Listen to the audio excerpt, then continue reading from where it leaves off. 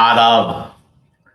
आप सभी का इस कार्यक्रम में हार्दिक स्वागत है। इन दिनों हम लोग जन सुलभ पुस्तकालय की ओर से कथाकार अलका सराबगी जी पर एकाग्र का आयोजन कर रहे हैं। आज इस एकाग्र की चौथी कड़ी है और इसमें हमारे साथ लेखक और चिकित्सक किंशुक गुप्ता जी जुड़े हुए हैं। किंशुक गुप्ता जी कहानियां और कविताएं लिखते हैं। जब तब विभिन्न पत्र पत्रिकाओं में समीक्षाएं भी करते हैं, हिंदी अंग्रेजी दोनों में। एकाधिक बार अलका सराबगी जी के साथ इनकी भेंट है। आज की इस कड़ी में किंशुक गुप्ता अपनी उस भेंट को भी कुछ रोचक ढंग से हमारे साथ साझा करेंगी। साथ ही एक रचनाकार की जो यात्रा है, अलका सराबगी जी का जो एक अपना उपन्यासकार का पक्ष है, उस पर बात होगी। साथ ही हाल ही में आए उनके द्वारा अनुदित भारतीय भाषाओं की कहानियों के संग्रह 13 हलफनामे के संदर्भ में भी कुछ बातचीत होगी। पूर्व में भी इस पुस्तक के संदर्भ प्रयाग शुक्ल जी की ओर से आए और जिस उपन्यास पर खास तौर से किंशुक गुप्ता जी बात करेंगे, वह उपन्यास है कुलभूषण का नाम दर्ज कीजिए, नवीनतम उपन्यास अलका सराबगी जी का। तो आइए मित्रों, हम इस अवसर पर किंशुक गुप्ता जी को सुनते हैं और यह देखते हैं कि वे अपनी ओर से हमें क्या क्या सुनाते हैं। सर्वप्रथम उन्हें स्क्रीन पर लाते हैं। किंशुक जी, हार्दिक स्वागत, नमस्कार। शुक्रिया शुक्रिया अर्पण जी। शुक्रिया ये मंच देने के लिए, और अलका जी पर बात करना अपने आप में एक इनाम जैसा है। तो मैं कोशिश करूंगा पूरी कि कुछ नया इस मंच को देकर जाऊं यहाँ से, और आपका बहुत शुक्रिया जी। जी धन्यवाद। और किंशुक जी, आपसे अनुरोध कि अपनी बात आरंभ करें। मुख्य रूप से आपके इस वक्तव्य के 3 हिस्से हैं। पहले हिस्से में जो संस्मरणात्मक बातें हैं, दूसरे हिस्से में आप उनके नवीनतम उपन्यास पर चर्चा करेंगे, और तीसरे और अंतिम हिस्से में बतौर अनुवादक जो उनका योगदान है, जो एक बेहद महत्वपूर्ण कृति कुछ समय पूर्व ही हम सबके बीच आई है, इस पर बात होगी। स्वागत किंशुक जी। शुक्रिया अर्पण जी। सबसे पहले तो जन सुलभ पुस्तकालय और आपका बहुत शुक्रगुजार हूं कि आपने ये मंच दिया। अलका जी के लेखन से बहुत समय से परिचित रहा हूं। हालांकि मुलाकात इसी साल में हुई है, और 1-2 नहीं, 3 मुलाकातें हमारी हुई हैं। हालांकि कभी बहुत बात नहीं हुई, लेकिन व्हाट्सएप के थ्रू हम जुड़े रहे हैं अलका जी से। मैं अर्पण जी ने जो 3 सेक्शंस बताए हैं आज के कार्यक्रम के, उसमें थोड़ा-सा बदलाव बस ये करूँगा कि पहले उनके अनुवाद की बात करूँगा और फिर कुलभूषण और कुलभूषण के कुछ अंश पढ़ के सुनाऊँगा। क्योंकि कुलभूषण पर सोचते हुए कि मैं क्या बोलूँगा, मैं यही सोचता रहा कि बहुत सारी समीक्षाएँ इस उपन्यास की हो चुकी हैं, और बहुत सारी और होंगी। लेकिन मुझे लगा कि उपन्यास इतना बड़ा उपन्यास है, हालाँकि शायद 200 पेज का है, लेकिन इतनी सारी, एक-एक पेज इतना गरिष्ठ है कि कोई भी आलोचक या समीक्षक एक दृष्टि से तो उस उपन्यास को देख पाया है, लेकिन एक पूरे जो उसका उसका जो एक पूरा कैनवस है, उसको उतार पाना मुझे लगता है कि एक समीक्षक के लिए भी शायद काफ़ी दुरूह कार्य रहा है। और इसीलिए मैं ये उपन्यास पढ़ना चाहूँगा आज इस मंच से, ताकि पाठकों को थोड़ा फ्लेवर जो उपन्यास का है वो मिले। और अगर किसी ने नहीं पढ़ा है, तो वो ज़रूर जाकर ये उपन्यास पढ़े। तो संस्मरणात्मक जो अलका जी से संबंध रहे, उसमें 2 बातें मुख्यतः मैं करना चाहूँगा। पहली बात ये कि अदिति महेश्वरी जो कि वाणी की चेयरपर्सन है, वो एक ऑनलाइन कार्यक्रम में बात कर रही थीं और उन्होंने मैन्युस्क्रिप्ट पे वो बात थी और उन्होंने बताया कि एक युवा कथाकार हैं, व्यंग्यकार हैं, केशव पटेल। और केशव पटेल की मैन्युस्क्रिप्ट उनके पास अलका जी ने भेजी है। क्योंकि अमूमन तो यूरोप और यूके यूएस का अगर हम पब्लिकेशन स्टाइल देखें, तो वहां पर अक्सर ऐसा होता है कि जब आप मैन्युस्क्रिप्ट भेजते हैं तो दो तीन लेखक आपका वो रिकमेंडेशंस जो है वो लिखते हैं। पर हिंदी में ये काफी कम होता है, या हिंदी या पूरे भारतीय भाषाओं में ही, इंग्लिश में भी कम होता है।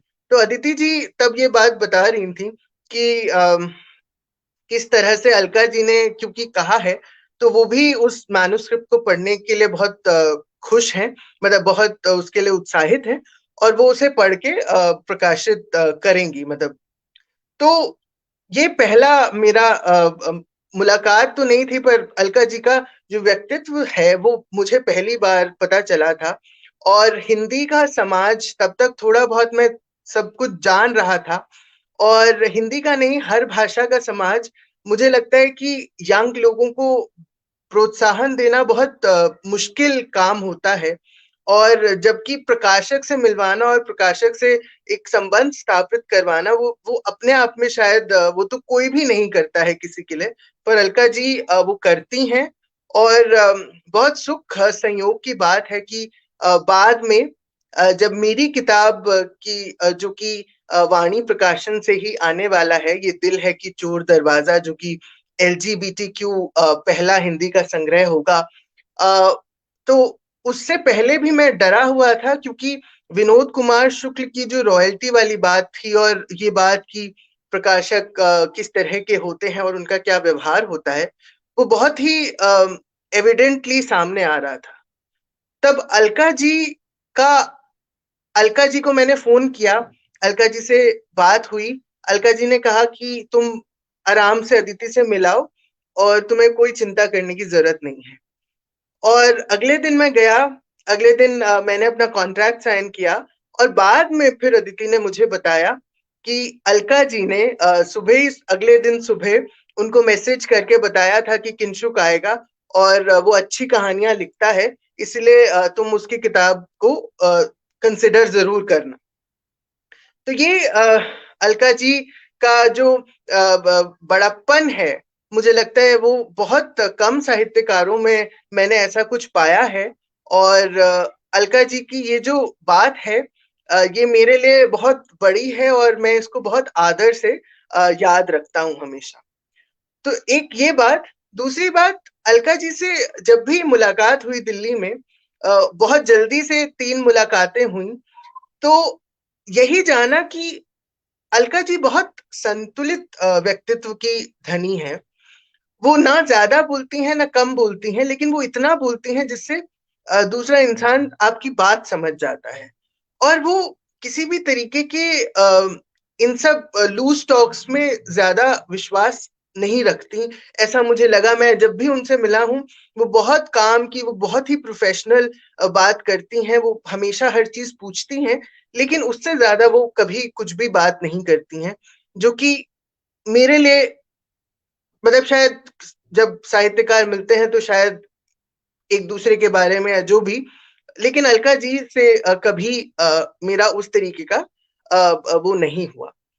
तीसरी बात जो अलका जी के बारे में है, वो ये है कि अलका जी का जो पूरी लिटरेरी जर्नी है वो अपने आप में मेरे लिए एक बहुत बड़ा सीखने का सबब इसलिए है क्योंकि अलका जी ने एक मतलब हिंदी अमूमन हिंदी साहित्य में ये बात बहुत ज्यादा कही जाती है कि प्राप्य नहीं मिलता है या हिंदी के साहित्यकारों को उस तरह से नहीं देखा जाता है जिस तरह से अंग्रेजी के साहित्यकारों को देखा जाता है। लेकिन अलका जी का के लगभग सभी उपन्यास बहुत सारी भाषाओं में, अंग्रेजी में तो उन्होंने कली कथा तो उन्होंने शायद खुद ही ट्रांसलेट किया था, उसके अलावा शायद फ्रेंच जो ट्रांसलेशन एनी मोंतो जो गीतांजलि श्री का भी ट्रांसलेशन करती हैं वही अलका जी का भी करती हैं। इटालियन भाषा में शायद उनके 2 उपन्यासों की या 3 उपन्यासों का ट्रांसलेशन हुआ है जिसके लिए उन्हें मेडल भी मिला है। और उस समय जब अलका जी से मेरे पहला संपर्क हुआ तो वो पेरिस बुक फेयर से तब लौटी थी और उनका जो पूरा का पूरा लिटरेरी जर्नी है वो मुझे लगता है कि बहुत लोगों को इंस्पायर करना चाहिए कि हिंदी का साहित्य और साहित्यकार उस तरह से निग्लेक्ट नहीं किए जाते हैं अगर हम उस क्वालिटी का उन्हें कुछ दे पाते हैं जिस क्वालिटी की वो शायद उम्मीद करते हैं। तो ये कुछ संस्मरणात्मक बातें हैं। अब मैं अनुवाद पे आता हूं। तो अलका जी का ये किताब जो 13 हलफनामे, मैं इसके लॉन्च पे वहां पर गया था और बहुत ही सुंदर इसका जो था वो लॉन्च हुआ था दिल्ली में साहित्य अकादमी में।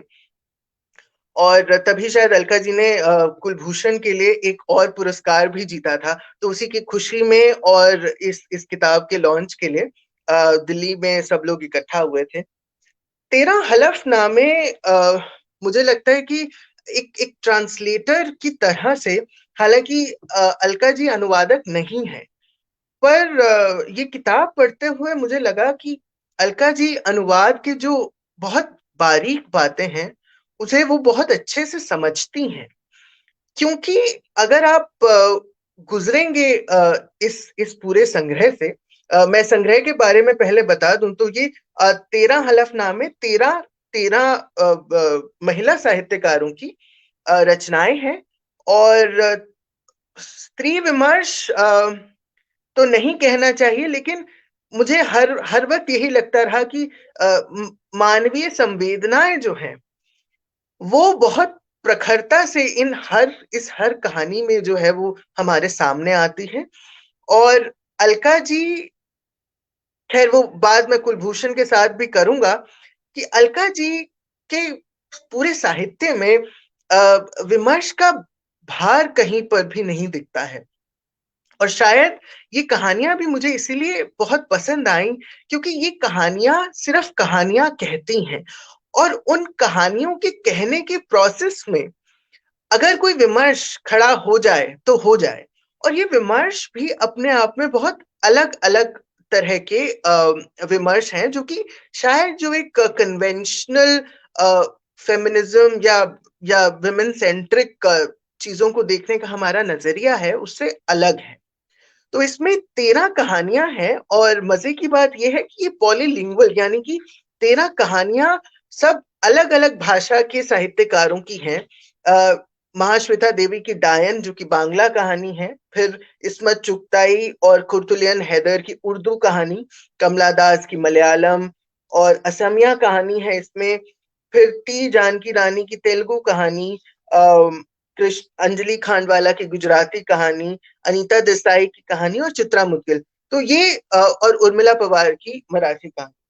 तो ये अपने आप में ही बहुत कम मैंने देखा है कि इस तरह से कुछ कलेक्शंस आए हैं लेकिन बहुत कम। और अलका जी ने भी ये मूल भाषा से अनुदित नहीं किया है, उन्होंने इसका ट्रांसलेशन जो है वो कथा में 1990 में ये छपा था, तो इंग्लिश में छपा था, उससे उन्होंने इसको हिंदी में ट्रांसलेट किया है। जो बारीकी की बात है वो मैं 3 तरह से जो है वो बताता हूँ। पहली बात तो ये कि हम जब भी किसी अनुवाद की गुणवत्ता की बात कर रहे होते हैं तो हम अक्सर उस अनुवाद ये इसको पैमाना मानते हैं कि वो भाव संप्रेषण कितना कर पाया मूल भाषा से दूसरी भाषा में। और बहुत हद तक मुझे लगता है कि ये एक बहुत बड़ा पैमाना है कि अगर भाव संप्रेषण नहीं हो पाया, और भाव संप्रेषणीयता अपने आप में एक बहुत बड़ा मुद्दा है, एक बहुत बड़ा पैमाना है, और बहुत सारी रचनाएं तो इस पैमाने को पूरा नहीं कर पाती। लेकिन मुझे लगता है कि ये जो इसके बाद भी एक बहुत बारीक बात जो है वो रह जाती है, वो ये कि एक अनुवादक के लिए बहुत जरूरी है कि वो अनुवाद को सही ना करने की कोशिश करे, मतलब कि वो मूल को अच्छा करने की कोशिश ना करे। तो ये जो बात थी, ये बात बहुत कम उपन्यासों में या अनुवादों में मुझे मिलती है। वो अलका जी की किताब में बहुत बहुत प्रखर रूप से जो है वो सामने आती है, बहुत डिस्टिंक्टली सामने आती है। और उसका मैं उदाहरण देता हूं आपको। तो मामुनी रायसम गोस्वामी की जो असमिया कहानी है, वो असमिया कहानी बस इतनी सी कहानी है कि एक जो स्त्री है, वो अपने प्रेमी के कफन में सोना चाहती है, एक बार लेटना चाहती है। बस इतनी सी कहानी है। लेकिन वो कहानी, जो उनका कहने का स्टाइल है मामूनी का, वो बहुत ही लच्छेदार भाषा का है। तो जैसे अपने बच्चे की वो बात करते हुए कहती हैं कि उसकी उसकी चमड़ी पैरों से इस तरह से लटक रही थी जैसे कटे हुए बकरे के टांगों पर मांस। उसी उसी अगर मैं उसी कंट्रास्ट में देखूं, तो उर्मिला पवार की मराठी कहानी है, जिसमें कि एक नायिका जो है वो अपने प्रेमी के साथ वो मतलब जो भी प्रेम है उसके कारण वो प्रेग्नेंट हो जाती है। और जब सारी पंचायत बैठती है तो वो इस प्रेगनेंसी को कहती है कि उसके साथ रेप हुआ, और क्योंकि वो उस बच्चे को रखना चाहती है और वो उस बच्चे को अपना मानती है। लेकिन जो गौर करने वाली बात यह है वो ये कि उर्मिला पवार की जो कहानी है वो बहुत ही सीधे सपाट भाषा में लिखी हुई कहानी है।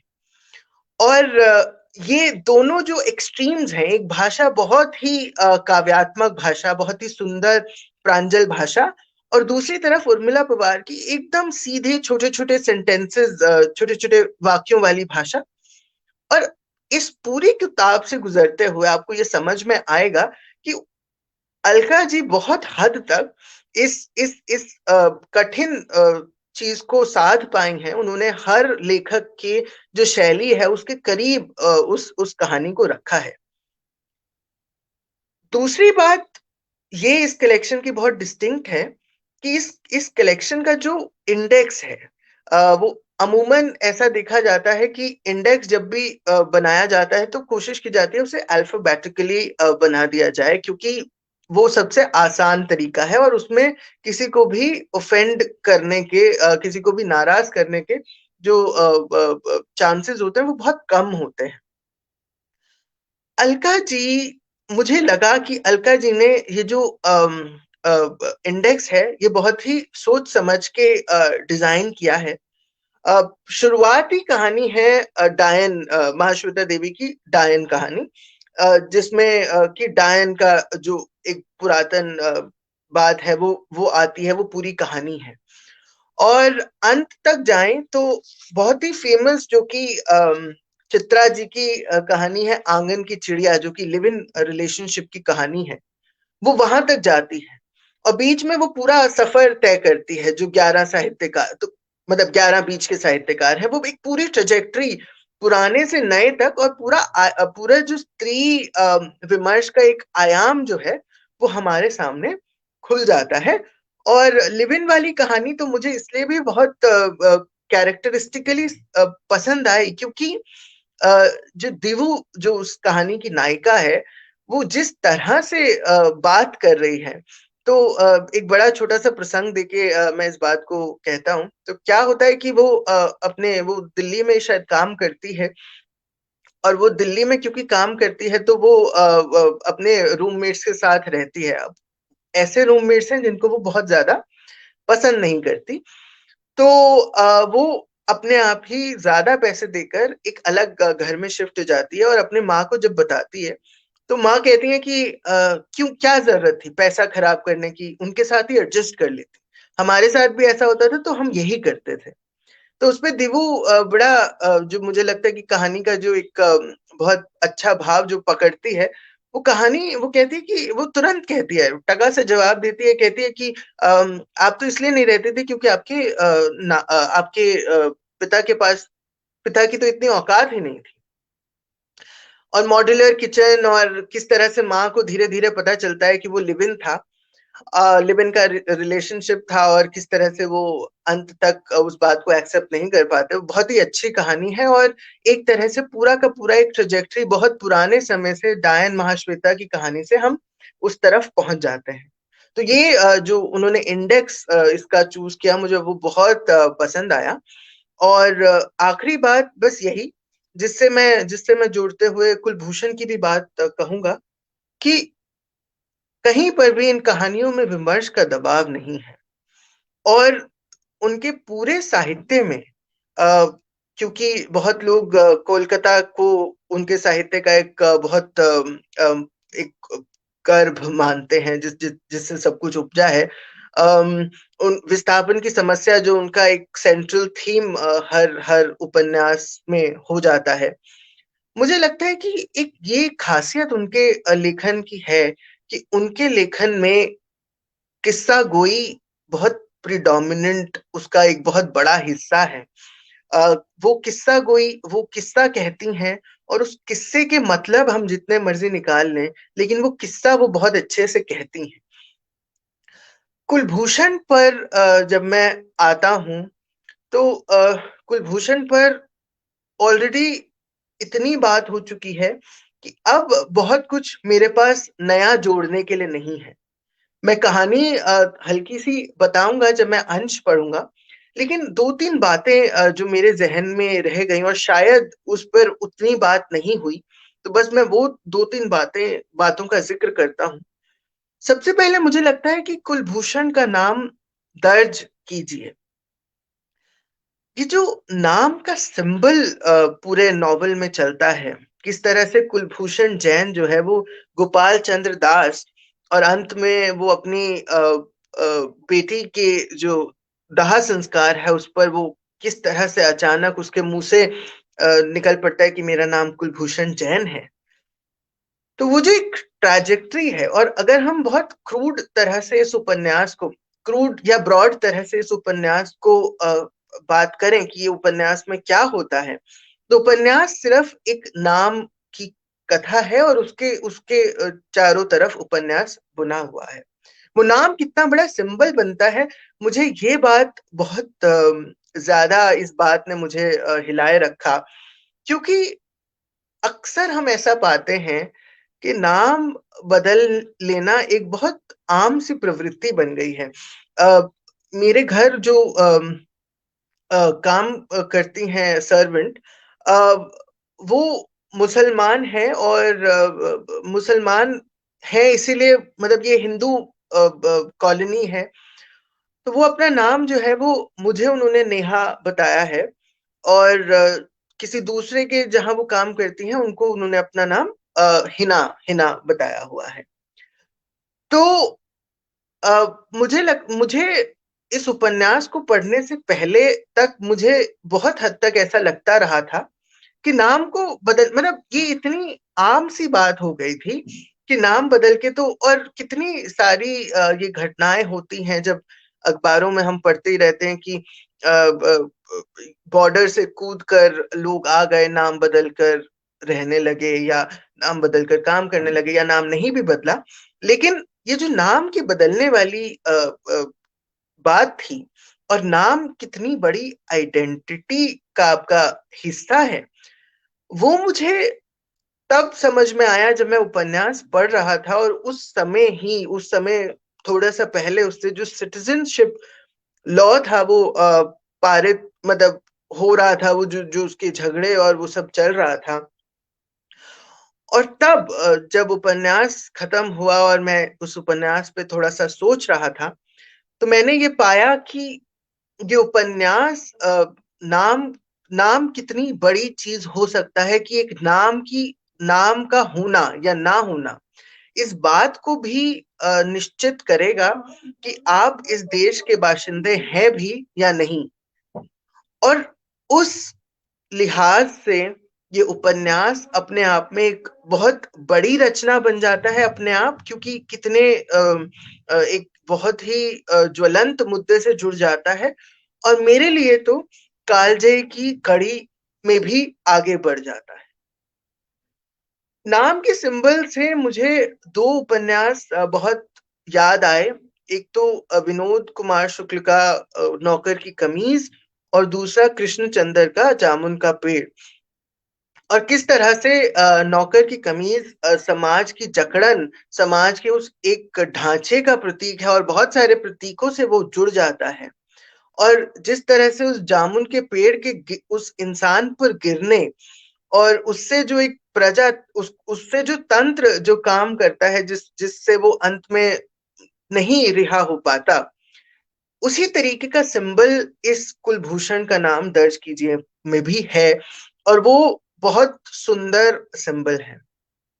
दूसरी बात जो मुझे बहुत छुई इस उपन्यास की, वो ये कि ये उपन्यास एक तो ऐसी बात कर रहा है जिस पर बहुत कम बात हुई है। ईस्ट पाकिस्तान और फिर पूर्व बंगाल, बांग्लादेश का जो पुराने जिनको कहा जाता था, वो बात हिंदी में क्या, वो किसी भी भाषा में बहुत कम हुई है। अ, कारण नहीं जानता, लेकिन अलका जी ने ये उठाया, अपने आप में एक बहुत बड़ी बात है। और सबसे बड़ी बात जो मुझे बहुत इस उपन्यास की अच्छी लगी, वो ये लगी कि इसमें बहुत ज्यादा खूनी जो एक असलियत थी, जो रही होगी, क्योंकि 1946 1964 खूब दंगे उस समय एक्सक्यूज मी, उस समय बहुत दंगे सब हो रहे थे, और बहुत एक खूनी इतिहास है उस जगह का।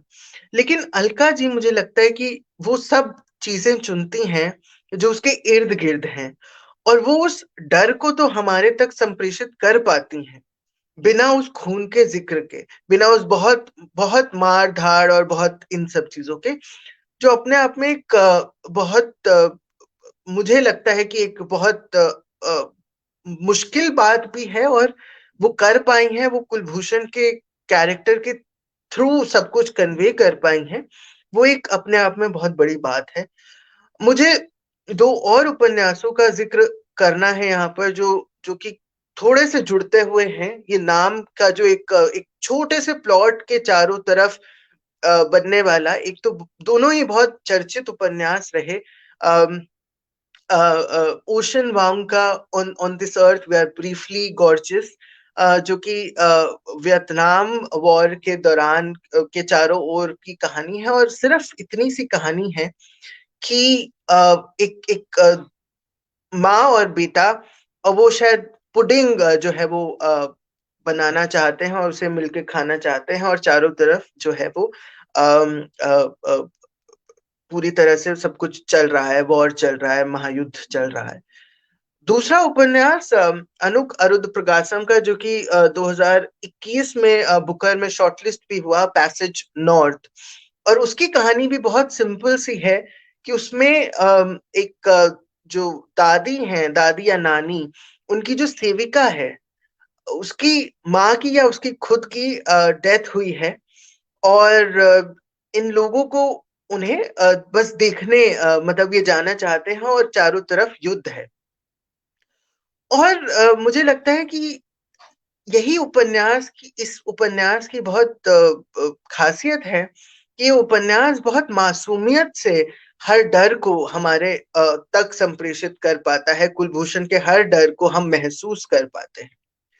तीसरी और छोटी सी बात जो कि शायद मैंने नोटिस करी, वो ये कि इस नॉवेल की पेसिंग में अलका जी ने बहुत ध्यान रखा है। इनिशियली जब उपन्यास शुरू होता है, जब कुलभूषण की बात है, कैरेक्टर्स की बात हो रही है, उसके भाइयों की भाभीियों की बात हो रही है, माँ पिता की बात हो रही है, उपन्यास बहुत स्लो गति से आगे बढ़ता है, और अचानक धड़ाधड़ जो डेवलपमेंट्स और जो वॉर और चारों तरफ का जो एक सामाजिक जो एक परिवेश बनता जाता है, सोशियो पॉलिटिकल जो डिस्कोर्स चारों तरफ है, जब उपन्यास उसकी बात करता है तो वो उपन्यास की जो एक गति है वो बहुत तेज हो जाती है, और फटाफट फटाफट फटाफट पेज दर पेज हमारे पास चीजें खुलती चली जाती हैं। वो अपने आप में मुझे लगता है कि वो पेसिंग का ध्यान रख पाना, वो हालांकि बहुत छोटी सी बात है, लेकिन मैंने बहुत ध्यान से मैं नोटिस कर पाया। और अंत में और आखिरी बात जो मुझे कुलभूषण के लिए कहनी है, वो ये कहनी है कि कुलभूषण का जो मनोविज्ञान है, जो ट्रॉमा पर्सनालिटी है, उसको अलका जी ने बहुत अच्छे से हमारे सामने प्रस्तुत किया है। हालांकि बहुत क्लियर, बहुत कुछ कहा नहीं है उस ट्रॉमा पर्सनालिटी के बारे में, लेकिन जिस तरह से वो बिहेव करता है, अभी जो अंश भी मैं पढ़ूंगा उस अंश में भी आप पाएंगे कि वो जिस तरह से बात बात पे हंस रहा है, बेमतलब के हंसने लगता है। वो बहुत महंगी चीजें जो है वो किसी किसी को दे देता है ऐसे ही, बिना बिना खुद सोचे समझे, लेकिन बहुत मामूली चीजें वो चुरा लेता है, जैसे अपने भाई की जो नीली शर्ट है वो चुरा लेता है।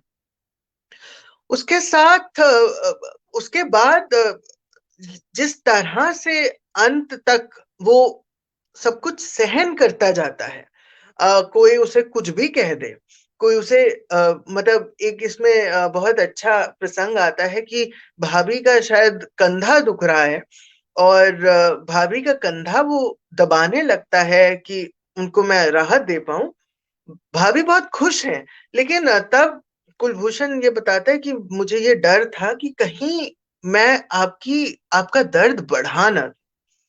तो इस तरीके की जो सहने की जो उसकी प्रवृत्ति है, वो जैविक तो नहीं हो सकती। उसे गुस्सा जो है वो आता ही नहीं है, वो बस एक बहुत ही मायूस गुमथुम जीवन की जो बेहाली है उसको जीता चला जा रहा है। और इस तरह से एक एक कुलभूषण की तरह से जो है वो उपन्यास उस पूरे विस्थापन की जो समस्या है उसको कितने अच्छे तरह से हमारे हमारे सामने दर्ज करता है। 2020 में ये उपन्यास छपा था और 2022 पर हम इसकी बात कर रहे हैं। शायद मुझे लगता है यही एक बहुत बड़ा पैमाना है कि जब ढेरों किताबें, इतने सारे प्रकाशन और इतनी सारी किताबें हर रोज हमारे तक आ रही हैं, कुलभूषण की इतनी चर्चा होना ही इसके सफल होने का एक बहुत बड़ा पैमाना है। और अलका जी को बहुत बहुत शुभकामनाएं इस उपन्यास के लिए। मैं कुछ अंश इस उपन्यास में से आपके लिए जरूर पढ़ना चाहूंगा, और उसमें काफी सारा विस्थापन, रिफ्यूजी और किस तरह से ये सारा जो एक इंटरप्ले है वो बहुत क्लियरली सामने आएगा। और आप देख भी पाएंगे अलका जी का लेखन कौशल किस तरह से वो छोटी छोटी बातों में इतनी बड़ी बड़ी बातें कह जाने का हुनर रखती हैं। पृष्ठ संख्या भी बतला देंगे किंशुक जी। जी और जी मैं जी मित्रों को बता दूं कि यह उपन्यास कई लोग जानते ही हैं कि वाणी प्रकाशन से प्रकाशित है। और जिन पृष्ठों को पढ़ेंगे वे बतलाते हुए चलेंगे किंशुक जी। जी जी जी जी। मैं एक बड़ा टुकड़ा अंत से ही पढ़ रहा हूँ। 189 189 पेज है, और इसमें वो रिपोर्टर से बात कर रहा है। वो रिपोर्टर जो कि रिफ्यूजी सारे प्रकरण को दर्ज करना चाहता है, उस पर एक किताब लिखना चाहता है। और इसमें काफी सारी बातें जो हैं वो समझ सामने आएंगी। अलका जी का भी ये फेवरेट शायद वो है। अलका जी चाहती थी कि मैं यही पढूं, तो मेरे लिए बहुत खुशी की बात है कि मैं आज ये उपन्यास पढ़ रहा हूँ। कुलभूषण, कौन कहता है नाम में क्या रखा है? पसीना और पसीने की गंध। कुलभूषण ने रिफ्यूजियों पर किताब लिखने वाले पत्रकार को कहा। कलकत्ता में बस कंडक्टरी करने वाले दिनों की को याद करता हूं तो बस यही याद आता है। पत्रकार चुपचाप उसका मुंह देखता रहा। उसने सवाल किया था, बस कंडक्टरी के दिनों के अनुभव बताइए। कुलभूषण से पूछने का मकसद यह था कि 1968 का साल कलकत्ता में नक्सल आंदोलन के चरम का साल था। ऐसा हो ही नहीं सकता कि कलकत्ता के उत्तर में दक्षिणेश्वर काली मंदिर से शहर के बीचों बीच चौरंगी के बस रूट पर उसने कोई कांड ना देखा। अरे हाँ, चरमराती हुई बचती हुई पुरानी जर्जर बस का काला काला धुआं। कुलभूषण फिर कहने लगा, रात में घर आकर जब खांस कर बलगम निकालता तो वह पूरा काला होता। कपड़े काले, बाल चिट चिटाते हुए कुलभूषण हंसते हुए कह रहा था, लेकिन काम बुरा नहीं था। परिवार का पेट पाल लेता था। आप तो जानते हैं, उन दिनों बेकारी और हड़तालों का जमाना था। रोज ही बस किसी न किसी नारे लगाते जुलूस में फंस जाती। गली गली में शोर है, जीएम शाह चोर है। देखिए, एक नारा भी याद आ गया। तो आप भी बेकारी से बचने के लिए कंडक्टर बने? पत्रकार ने हंसकर अपनी दाढ़ी पर हाथ फेरते हुए पूछा। कुलभूषण ने कहा, वैसे तो रिफ्यूजियों के लिए नौकरियां थीं, पढ़े लिखियों के लिए भी और मुझ जैसे अधपढ़े आदमी के लिए भी। अगर आप उन दिनों के अखबार उठाकर पढ़ें तो देखेंगे कि कलकत्ता में लोग खासकर रिफ्यूजियों को नौकरी पर रखने के लिए इश्तिहार देते थे। घर में नौकरदाई का काम, स्कूल में शिक्षक के लिए या बच्चों को प्राइवेट ट्यूशन पढ़ाने के लिए, दर्जियों के लिए नौकरियां थी। घर में साफ साफ या खाना बनाने वाले रिफ्यूजी और रिफ्यूजी प्राइवेट टीचर को रहने की जगह खाना और हाथ खर्चा देने का इश्तिहार आता रहता था। ऐसे इश्तिहार में साफ लिखा रहता था कि घर के बच्चों को पढ़ाने वाले टीचर को घर के और सारे काम भी करने होंगे। बात पूरी करते करते कुलभूषण के साथ पत्रकार भी खिलखिलाकर हंस पड़ा। पत्रकार के दिमाग में शर्ट पैंट पहने, चश्मा लगाए एक भद्र बंगाली का चेहरा उभर आया था, जो बच्चों को पढ़ाने के बाद घर में झाड़ू लगा रहा था। पर तुरंत ही वे दोनों गंभीर होकर अपनी हंसी पर जैसे शर्मिंदा होकर इधर उधर देखने लगे। आपने बताया कि आप रायपुर के माना कैंप से लौटकर सबसे पहले एक प्रिंटिंग कारखाने में काम सीखने गए थे। उसका क्या हुआ? पत्रकार के सवाल पर कुलभूषण की हंसी गायब हो गई। होना क्या था, वही हुआ जो मेरे साथ होता आया है। चोरी करे कोई, भरे कोई। कारखाने का मैनेजर एक नंबर का चोर था। उसने प्रिंटिंग के लिए आई साड़ियों की कई गांठें चुरा ली। इल्जाम लगाया मुझ पर। साड़ी पर प्रिंट करने वाली कंपनी ने पुलिस भेजी। मुझे 4 दिन जेल की हाजत में रखा। कोर्ट में पेशी हुई, तब मुझे छोड़ दिया गया। मैंने कोर्ट में अंग्रेजी में बताया कि मैं पूर्व बंगाल के एक धनी घर का रिफ्यूजी हूँ, जो काम सीखकर अपना कारखाना खोलने के मकसद से वहां गया था। मेरी बात सुनकर जज क्या और वकील क्या, सब हक्के बक्के रह गए। मैंने कहा, साहब शक्ल पर मत जाइए। यह शक्ल आपकी भारत की सरकार की दी हुई है, जिसने अपने ही लोगों को मारे और लूटे जाने के लिए दूसरी सरकार के हवाले कर दिया। पत्रकार ने कुछ अचरज से कहा, आप तो अच्छी अंग्रेजी बोल लेते हैं। क्या ईस्ट बंगाल के स्कूलों में अंग्रेजी की पढ़ाई अच्छी थी? कुलभूषण कुछ शर्मा कर बोला, आपको शायद मैंने नहीं बताया कि मैं एक साल नैनीताल में एक बोर्डिंग स्कूल में पढ़ने गया था। वैसे मैंने कोर्ट में यह बात बोलने के लिए प्रैक्टिस 4 दिन पहले से ही जेल में कर ली थी। एक से एक पढ़े लिखे लोग जेल में मिल जाते हैं। कुलभूषण के साथ पत्रकार भी फिर खिलखिलाकर हंस पड़ा। कुलभूषण चुप होकर पत्रकार को कुछ देर गौर से देखता रहा। आपको रिफ्यूजियों में इतनी दिलचस्पी कैसे हुई? आप तो बंगाल नहीं है। इधर के घोटी बंगाली तो रिफ्यूजियों को खटमल चूहे या तिलचट्टों से ज्यादा कुछ नहीं समझते थे। पत्रकार ने कहा, सच कहूं, आपकी तरह मेरी पत्नी भी ईस्ट बंगाल के रिफ्यूजी परिवार से है। उसकी माँ की कहानी सुनते सुनते मुझे लगा कि मुझे इस पर काम करना चाहिए। जो रिफ्यूजी पिछले 50 सालों में ईस्ट बंगाल से कलकत्ता आए थे, उनकी कहानियां क्या हैं? 21वीं सदी में तो ये कथाएं सुनने वाले प्राय इस दुनिया से जा चुके होंगे। कुलभूषण मुस्कुराया। अच्छा, तो अपनी सास की कहानी कहने के लिए ये योजना बनी है? पत्रकार ने झेप कर कहा। शुरुआत वहीं से हुई। वैसे आपको बता दूं कि जब भी मेरी सास अपने पूर्व बंगाल में बरिसाल के दिनों की बातें करती हैं, वे मानसिक अवसाद में चली जाती हैं। कुलभूषण ने कहा, समझ सकता हूँ। 4 दिन की जेल में मुझे बहुत से रिफ्यूजी मिले। आश्चर्य की बात थी कि वे लोग प्राय ऊंचे कुलगोत्र के परिवारों से थे, जिनके पास वहां काफी जमीन जायदाद थी। समीर घोष की बात कहूं, वे अपनी दादी और माँ बाप के साथ गोद में 1950 में कलकत्ता आया था। कुछ दिनों किसी रिश्तेदार के यहाँ मुश्किल से काटकर उन्होंने कलकत्ता में 2 कमरों का एक घर किराए पर लिया। जमीन जायदाद और खानदानी ठाठ तो वहां से वहीं छूट गया था।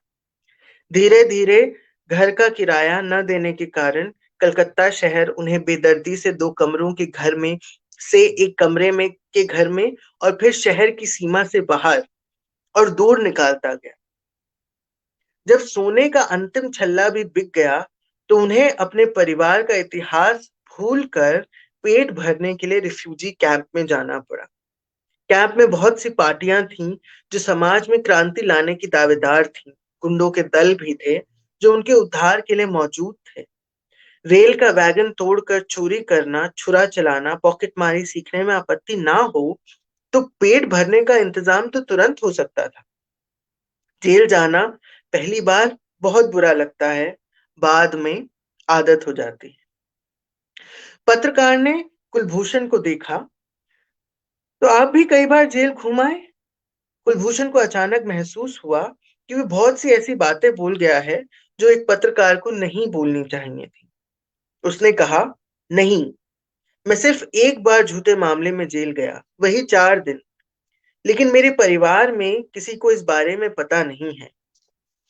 आपको अपनी किताब से यह बात हटानी होगी, वरना आप और मैं दोनों मुश्किल में पड़ सकते हैं।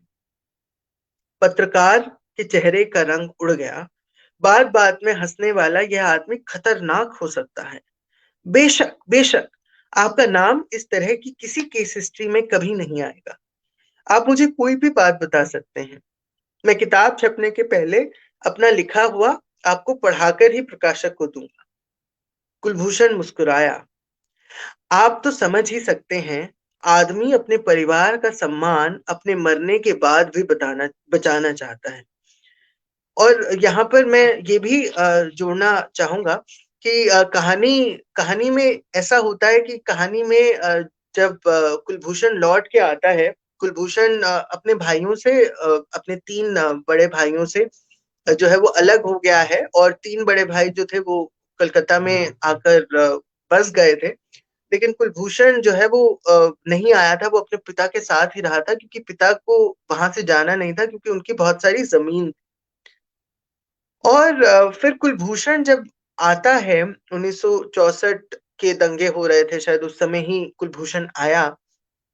और उसके उसके आसपास जब उसके पिता ने उसे भेज दिया, और वहां जाकर उसने ये पाया कि उसके भाइयों के पास उसके लिए जगह नहीं है। वो खुद एस्टैब्लिश हो गए हैं, लेकिन अब उसके लिए जगह नहीं। तो फिर वो दंडकारण्य जो एक प्रोजेक्ट चला था, उसके तहत वो दंडकारण्य में भी जाता है। उसके बाद फिर वो लौट आता है, वो शादी करता है, और तब वहां पर बस कंडक्टर की नौकरी करता है। और जब वो बस कंडक्टर की नौकरी कर रहा होता है, तो उसका जो भाई है उसे कहीं ना कहीं से ये पता चल जाता है कि ये जो है वो कंडक्टर की नौकरी कर रहा है। और वो उसका थैला जो है, जो जो कंडक्टर जो उसने थैला पकड़ा हुआ है, वो थैला जो है वो दूर फेंकते हैं कि तुम्हें घर की मान मर्यादा का बिल्कुल भी ध्यान नहीं रहा। तो वही मान मर्यादा जो है वो सामने आती है। और बड़ा आयरनी इस तरीके की अलका जी खड़ी करती हैं कि कुलभूषण के लिए फिर जगह बनती है, लेकिन जगह बनती है एक हेल्पर की तरह, एक नौकर की तरह। तो उसी उसी उसी बात को यहाँ पर वो कह रहा है कि आदमी अपने परिवार का सम्मान अपने मरने के बाद भी बचाना चाहता है। मेरे जेल जाने का घर में किसी को पता नहीं चला क्योंकि मैं जब तब घर में कुछ दिनों के लिए गायब होता ही रहता था। मेरे परिवार की इज्जत मुझसे बढ़ने वाली नहीं है। फिर भी उन्हें यह लगना नहीं चाहिए कि मैं कोई आए दिन जेल काटने वाला शातिर चोर या अपराधी था। मैं समीर घोष के बारे में बता रहा था ना, जो मुझे जेल में मिला था। मैं बाद में कई बार उसके घर गया। उसकी दादी ने मुझसे पूछा।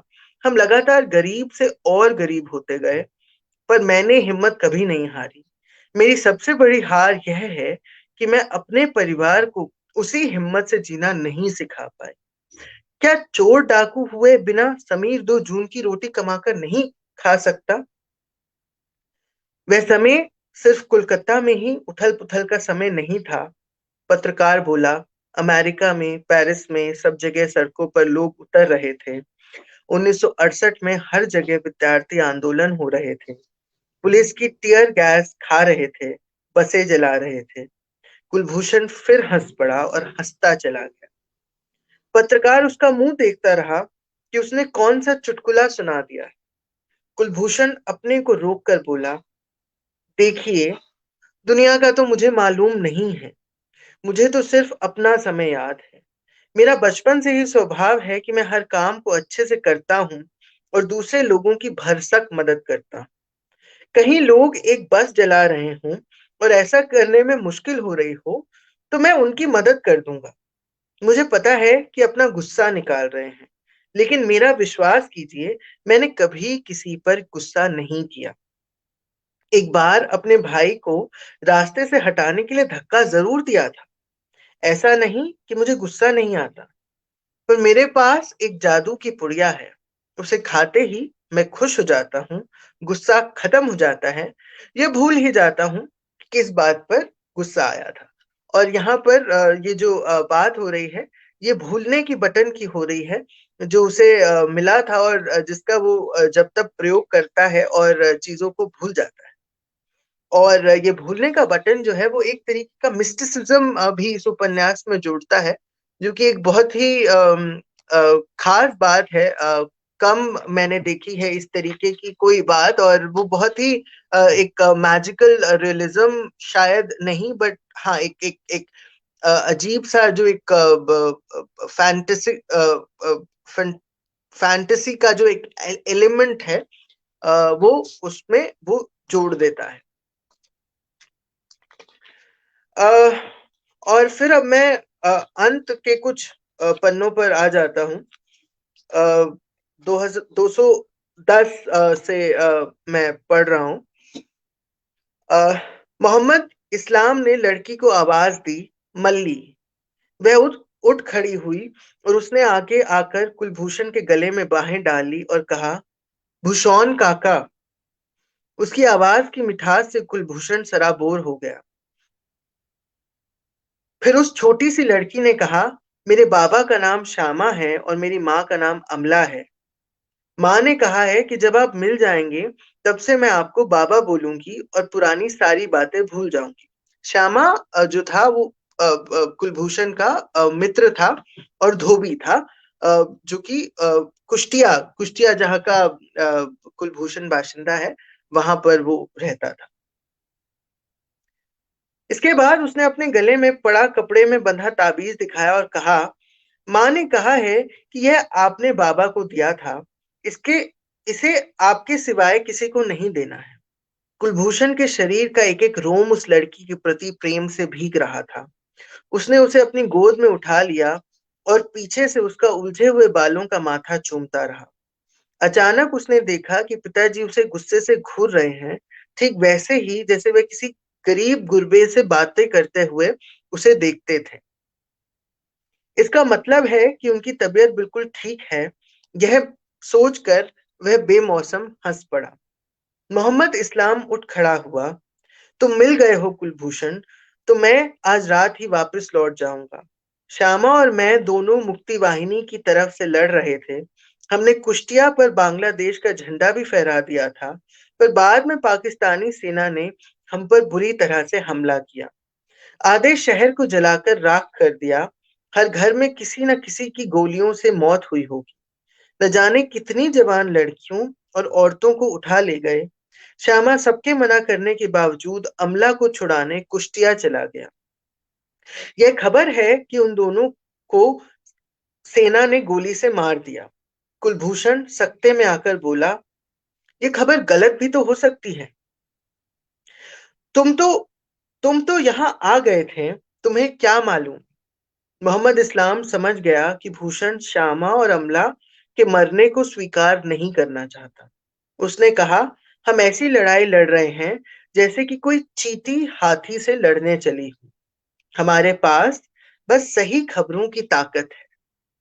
श्यामा ने मुझे यह काम सौंपा था कि अगर उसे कुछ हो गया तो अमला और मल्ली को मैं तुम तक पहुंचा दूं। उसे मुझ पर भरोसा था। मैंने उसे बताया था कि तुम्हारे पिताजी को मुस्लिम लीग की अनाम चिट्ठी मैंने नहीं बल्कि मेरे चाचा ने लिखी थी। चाचा ने ही यह अफवाह फैलाई थी कि तुम लोग हमेशा के लिए कुश्तियां छोड़कर भारत जा रहे हो। उसे उसके किए का दंड पाकिस्तानी सेना ने दे दिया है। पंजाबी मुसलमान ही बंगाली मुसलमान को मार रहा है। हम सब इंसानियत के गुनहगार। भूषण ने मल्ली को पहले दिन से मालविका कहकर पुकारा। कैंप से निकलते समय मोहम्मद इस्लाम ने अमला और अली के संबंध और श्यामा के गर्भवती अमला को स्वीकार करने की कहानी सुना दी। कुलभूषण ने कभी अपनी पत्नी रीमा सरकार तक को इस बारे में नहीं बताया। आदमी के मन का कोई भरोसा नहीं है। वह किसी को अपना मान लेता है तो सोचता है कि वह अपने पराये के भेद से हिंदू मुसलमान या छोटी बड़ी छोटी जाति बड़ी जाति के भेदों से ऊपर उठ गया है। पर जाने कब उसके मन में कितने साल बाद कोई बात सिर्फ उठाकर खड़ी हो जाए। भूषण ने सबके मन में बसी क्षुद्रताओं को देखा है। मालविका के जीवन पर वह किसी बात की कोई आंच नहीं आने देगा। आज भी जब मालविका इस दुनिया में नहीं है, मालविका उसकी कुलभूषण की बेटी थी जिसने आत्महत्या कर ली थी। उस पत्रकार को वह उसका नाम तक बताने को तैयार नहीं है। क्या पता वह पत्रकार कहानी की खोज में मालविका के जीवन की उस तह तक पहुंच जाए जिसके बारे में मालविका शायद खुद भी नहीं जानती थी। श्यामा ने शायद उसे भूलने के बटन के बारे में भी बता दिया होगा। तभी उसने कभी कुलभूषण के सामने अपने असली माँ बाप का एक बार भी नाम नहीं लिया। अचानक कुलभूषण को कुछ याद आया। मालविका के जाने के बाद उसने उसकी सारी किताबें कॉपियां निकाल कर पढ़ने की कोशिश की थी। क्या पता उसके मन में कुछ रहा हो जो वह कह ना पाई हो, कहीं कुछ लिख कर रख गई हो, पर उसे कुछ ऐसा नहीं मिला था। हाँ, रविंद्रनाथ टैगोर की किसी किताब में उसने कुछ पंक्तियों के नीचे काले पेन से मोटी मोटी लाइनें खींच रखी थी। फिर उसमें से कुछ पंक्तियों को मालविका ने बार बार एक कागज पर लिख रखा था, जैसे उन्हें किसी नाटक के लिए याद कर रही हो। गोरा के सामने उसका जीवन एक क्षण में ही जैसे सपना हो गया। वह क्या है इसे जैसे समझ ही नहीं पाया। उसकी माँ नहीं, पिता नहीं, देश नहीं, जाति नहीं, नाम नहीं, गोत्र नहीं, देवता नहीं। और शायद कुलभूषण की भी यही कहानी थी। और शायद रिफ्यूजी की यही कहानी होती है कि उसका नाम, गोत्र, उसकी पूरी की पूरी आइडेंटिटी जो है वो उससे छीन ली जाती। भूषण की आंखों के सामने ये शब्द ऐसे चले आए जैसे वह उन्हें अभी पढ़ रहा हो। उसके सीने में ऐसा दर्द उठा जैसे उसे किसी ने छुरा मार दिया हो। क्या मालविका को अपना बचपन याद था? क्या उसे रविंद्रनाथ की वह किताब पढ़कर कुछ याद आ गया था? क्या उसे याद था कि अमला उसे कैसे गाना सुनाकर सुलाती थी? क्या कैसे श्यामा उसे कंधे पर बिठाकर मेले में घुमाने ले जाता होगा? कैसे श्यामा के माँ बाप उसका लाड़ लड़ाते रहे होंगे? क्या वह कुछ भी नहीं भूली थी? क्या वह भूलने का एक लंबा नाटक कर रही थी? कुलभूषण से दर्द सहन नहीं हुआ तो वह एक मकान की चार दीवारी पर लगी लोहे की रेलिंग को पकड़कर खड़ा हो गया। जाने वह कितनी देर वहीं खड़ा रहा, गाड़ियों, बसों और मिनी बसों के हॉर्न सुनता, सड़क का धुआं खाता रहा। फिर होश आने पर उसने भूलने का बटन दबा दिया और वापस अपने से बात करता चलने लगा। इस तरह तुमको रास्ते में एक मकान की दीवार से पीठ दिखाए खड़े हुए किसी ने देख लिया तो जाने क्या कहेगा। यह जगह बड़े भाई के घर से ज्यादा दूर नहीं है। उस अ, आत्मकथा नाटक का एक पोस्टर जो वो कोलकाता के एक थिएटर के सामने देखता है, और उसके नीचे लिखा है इस सदी का महान नाटक, एक एक महासदी का, एक मिनट, जिसके नीचे लिखा है 20वीं सदी के अंतिम साल का महाकाव्य। वो उस आत्मकथा के पोस्टर की यहाँ पर बात हो रही है। उस आत्मकथा नाटक के मुख्य किरदार कुलभूषण को अपनी कहानी दुनिया को सुनाने दो। तुम्हारी आत्मकथा न कभी लिखी जाएगी और ना कोई उसे पढ़कर तुम्हारे सारे राज जानेगा। वैसे भी कौन आत्मकथा में सारी बातें सच लिखता होगा या सारी की सारी बातें लिखता होगा। तुम्हें मालविका को दुनिया की निगाहों से बचाए रखना है। वह मर गई तो क्या, आज भी वह सिर्फ तुम्हारी बेटी है। श्यामा और अमला की अमानत नहीं, तुम्हारी बेटी है। यह पत्रकार बहुत चालाक किस्म का प्राणी है। उसने सारी बातें खोद खोद कर पूछ ली हैं। कौन जाने उसकी मंशा क्या है। कहता है कि वह रिफ्यूजियों पर किताब लिख रहा है, यह बताने कि उनकी जिंदगियां पिछले 50 सालों में कहां से कहां पहुंची। बोलता है कि भूषण बाबू, आपकी जिंदगी यूनिक है, क्योंकि आप सिर्फ कुलभूषण जैन ही नहीं, गोपाल चंद्र दास भी हैं। इसलिए उसे बार बार कहना पड़ा है कि वह कुलभूषण जैन का नाम दर्ज करे। जाने वह अपनी किताब में कौन सा नाम दर्ज करेगा। आदमी की पहचान तो उसको जन्म देने वाले माँ बाप से ही होती है, भले ही उसे जीने की कोई सहूलियत हो ना हो। कल एक बार फोन करके पत्रकार को फिर कह देगा, आप कुलभूषण का नाम ही दर्ज कीजिए। शुक्रिया जनसुलभ पुस्तकालय अर्पण जी, इस मौके के लिए। बहुत सारा कुछ मैं इस उपन्यास से पढ़ सकता हूँ, लेकिन चूंकि घंटे भर की सीमा जो है वो लगभग पार हो गई है, तो मैं और आगे नहीं बढ़ूंगा और यहीं पर समाप्त करूंगा। अर्पण जी। जी धन्यवाद किंशु जी, इस वक्तव्य के लिए, हमारे साथ बने रहने के लिए, और इतने मन से इस कृति पर, इस उपन्यास पर बात रखने के लिए। और पूर्व में भी शुक्रिया। आपने जिस तरह से उनके द्वारा अनुदित कहानियों के संग्रह 13 हलफनामे पर अपनी बात रखी, वह भी बड़े ही बेहतरीन ढंग से यहाँ पर आ सकी। हम उस कार्य को, उन कहानियों के चुनाव को, उस दृष्टि को भी समझ पाए, जिस दृष्टि से, जिस कौशल से, जिस दक्षता से अलका जी ने उन्हें शामिल किया। समय भी 1 घंटा होने को ही है। ऐसे में मित्रों, कुलभूषण का नाम दर्ज कीजिए, एक बेहद खास पुस्तक, एक ऐसी पुस्तक जिसमें जिस तरह के प्रयोग रचनाकार ने किए हैं, उसके पीछे, मसलन अगर हम भूलने के बटन की ही बात करें, तो कैसे दर्द से, विसंगतियों से, तनाव से, समस्याओं से कुछ देर के लिए रिलीफ पाने का जो एक उपक्रम है, जो मानवीय कोशिश है, वह इस तरह के प्रयोग में हमें दिखाई पड़ती है। अगर ऐसा ना हो तो मनुष्य का जीना कितना मुश्किल हो जाए। ये जो आयरनी है तमाम तरह की, कि परिवार के लोग उसे बस कंडक्टरी नहीं करने देते, और स्वयं अपने ही परिवेश में उसे एक नौकर जैसा एक उसकी भूमिका तय कर देते हैं। तो ऐसी कई चीजें हैं, जो बनावटीपन है, जो हमारे चरित्र की जो अपनी समस्याएं हैं, सुविधाजनक मन कैसे रक्त संबंधों को ही भूल जाता है।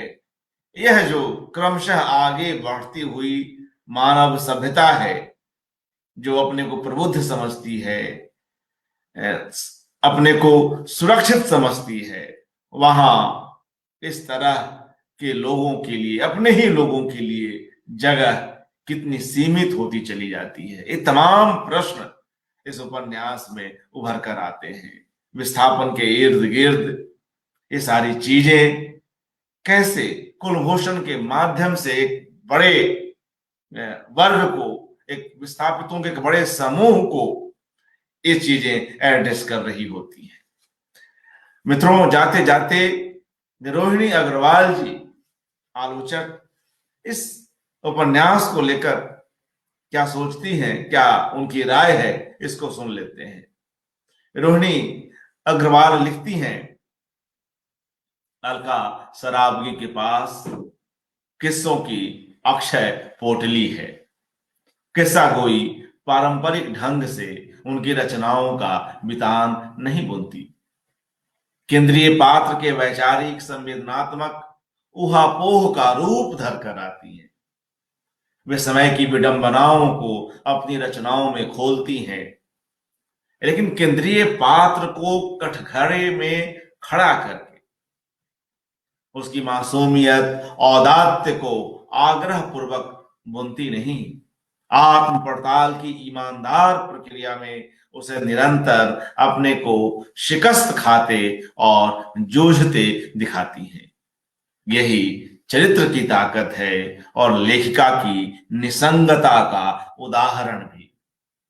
क्योंकि मित्रों, जब आप इस उपन्यास को पढ़ेंगे या किसी भी चरित्र से आप गुजरेंगे, अलका सराबगी जी की कथा दुनिया की जो चरित्र हैं, तो आप पाएंगे कि लेखक, रचनाकार उसके साथ सहूलियत नहीं बरतता है जिसकी ओर इशारा रोहिणी अग्रवाल कर रही है, बल्कि उसे उसके संघर्षों के बीच जाने देता है।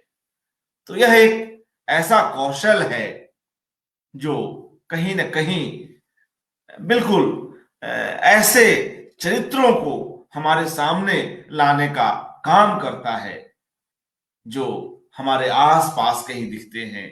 बस उनके भीतर गहरे प्रवेश करने की जरूरत है। उनकी कहानियों को जानने के लिए जो अपेक्षित धैर्य है उसकी जरूरत है।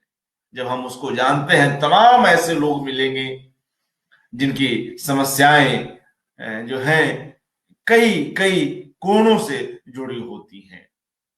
अलका सराबगी का एक जो दक्ष रचनाकार है, उन तमाम कोणों को हमारे सामने ला देता है। केशव गुप्ता जी आज यहाँ उपस्थित हुए और अपनी बात रखी। हर तरह से एक ऐसा मुकम्मल संवाद संभव हो सका जिसे हम आगे भी सुनना चाहेंगे। मित्रों, यह कार्यक्रम यहाँ इस पेज पर तो उपलब्ध है ही, और शीघ्र ही आज देर रात ही यह कार्यक्रम YouTube पर भी आप सुन सकते हैं। जनसुलभ पुस्तकालय का YouTube चैनल आप सब्सक्राइब करें, आप उसे लाइक करें, शेयर करेंगे, यही अनुरोध है। शुक्रिया। शुभ रात्रि किंशुक जी। शुक्रिया अर्पण जी, नमस्कार। तमाम मित्रों का एक बार धन्यवाद जो लोग इससे जुड़े रहे। बलवंत कौर, सपना सिंह, रजनी रानी, सुंदरम सांडिल, त्रिलोक यादव, केशव मोहन पांडे जी और तमाम मित्रगण, कुछ एक के नाम छूट भी रहे होंगे। कल हम एक नई कड़ी में फिर मिलेंगे। अलका सराबगी जी पर यह एकाग्र जारी है। शुभ रात्रि।